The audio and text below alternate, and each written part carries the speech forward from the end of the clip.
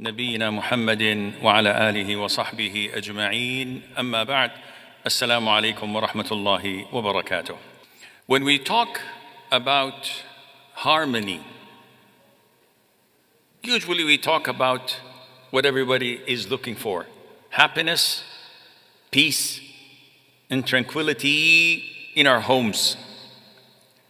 And the Prophet ﷺ gave us the secret formula to all of that when he said, if there comes to you one whose religious commitment and attitude pleases you, then marry your female relative who is under your care to him. For if you do not do that, there will be tribulation on earth and much corruption. This is the secret formula. Now it's not secret anymore. The Prophet has given it to us for free, alayhi salatu wasalam. If a man proposes to my daughter and he possesses two things: religious commitment and good moral conduct, good attitude, akhlaq, then I should give my daughter, my sister, the one I'm responsible for, to him in marriage. Otherwise, there will be chaos, there will be tribulation, there will be corruption on earth, and this is what we see today. Parents care for bank account, they care for job title, they care for academia, his credentials, they care for the looks. The mothers care for how fair their daughter-in-law is. Is she going to serve them? Is she going to cook for them? Is she from the same village she has control over? Can she insult her parents? Not all of you, of course. But this is what's happening, unfortunately.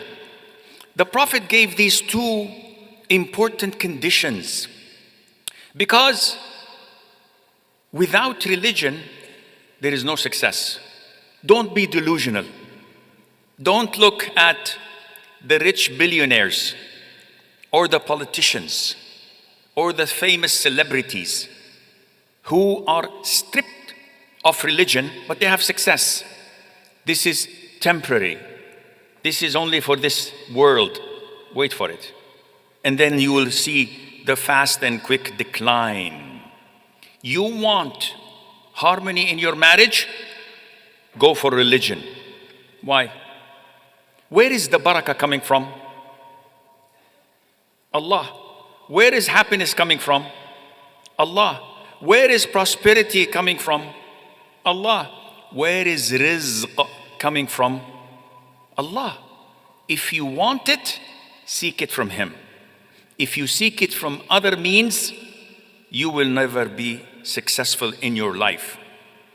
Religion is the most important thing, not only in your marriage, but in every aspect in your life. Listen to the hadith of the Prophet ﷺ. He says, let one of you acquire a thankful heart, a tongue that remembers Allah, and a believing wife who will help him with regards to the hereafter.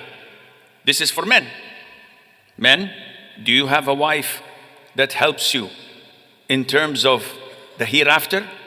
Wallah, Sheikh, my wife always wakes me up for Fajr. My wife always scolds me when I watch Netflix. My wife always gives me a hard time if I don't revise a page of the Qur'an. You're on the right track. Well, my wife is always complaining and nagging because of our old car, because we don't go to other foreign countries, to Dubai or to have fun, because we don't increase our income and have investments. You have a problem.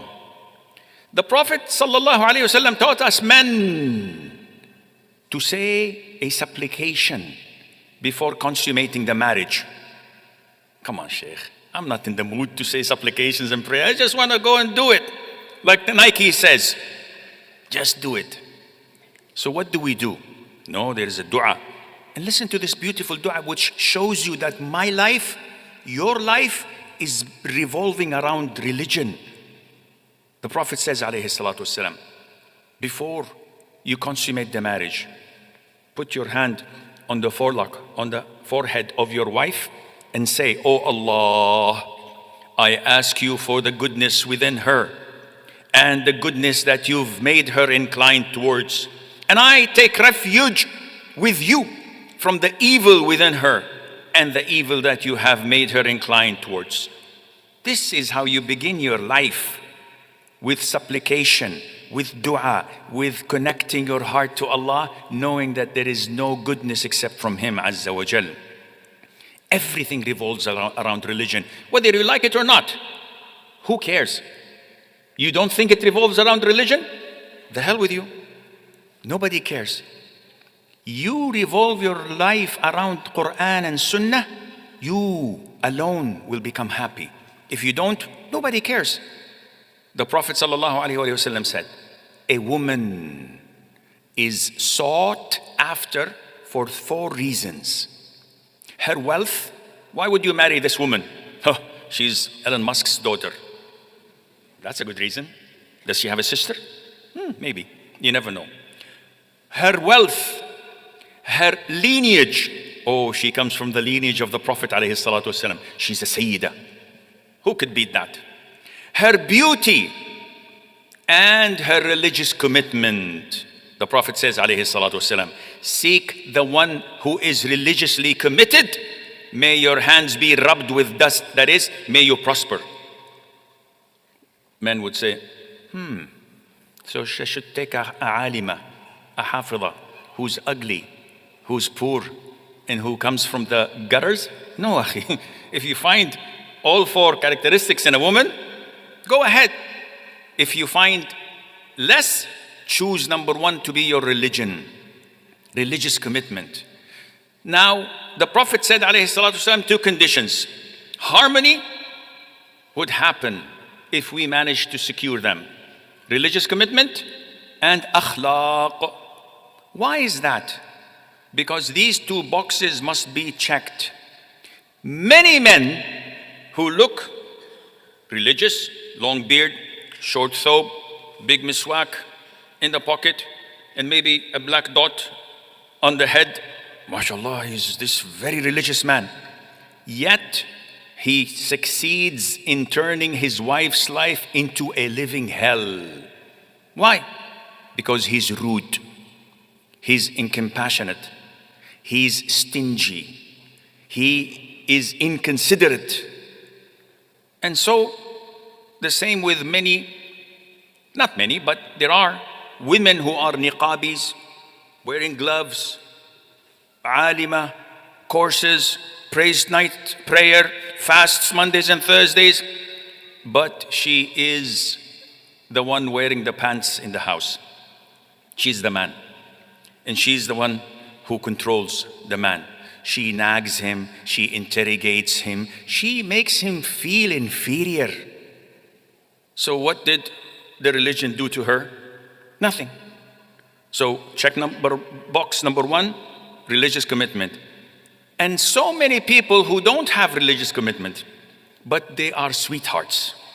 They're kind, they're generous, they are considerate, they're compassionate, they're full of love and romance. You would never have a dinner except on candle lights and someone playing the violin next to you. Wow!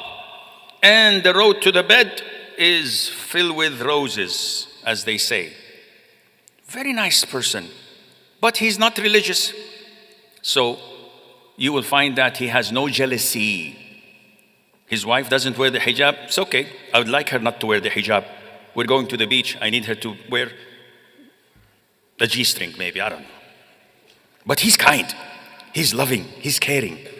He doesn't care if she works with men, free mixes. He doesn't care if she doesn't pray. Yeah, Sheikh, we've been married for 20 years. I've never seen her pray. But it's between her and Allah. What kind of a man is he? He's not a man. And you're giving your daughter to someone who would take her straight to hell. So many women are excellent wives, full of love and compassion and mercy, excellent mothers, but they're bad when it comes to religion. They have no problem in committing sins and in free mixing and not abiding by the hijab. They don't pray. What am I doing? I want someone to go with me to Jannah if I go to Jannah. With this way of life, it's not possible. So if you have these two boxes checked, you have harmony, you have happiness. The vast majority of lack of harmony in marriages, I do this for a living. I do counseling sessions, and it's paid counseling sessions. That's why I'm getting rich, alhamdulillah. Good problems, good for the business. Unfortunately, I see this, and I can tell in 5-10 minutes the problem. And one of them is the perpetrator. One of them is the wrongdoer. And one is the victim. Why do we have problems in marriages? The main reasons, one of the main reasons, is the failure of both spouses, or one of them, in fulfilling their obligations and responsibilities. We are professionals when it comes to demanding our rights. To me, I can come to my wife and I say, you failed in doing this and this and this and this and this. You have to do this and this and this. I know my rights, but I fail in knowing my responsibilities towards her. And this kind of imbalance is unacceptable. It is even haram. The Prophet ﷺ said, no one of you truly believes until he loves for his brother what he loves for himself. Now, if I love my wife to cook, to clean, to iron my clothes, and to take care of my kids, that's my rights. But what are my responsibilities? I don't care. Am I doing the same to her? No. Then I'm not a true believer until I love to her what I love for myself.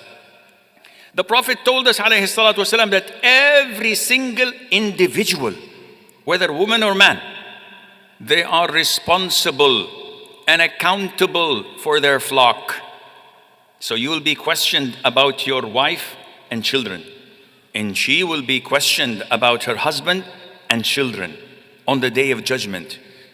A husband is responsible to provide a roof on his wife's head, to put food on the table.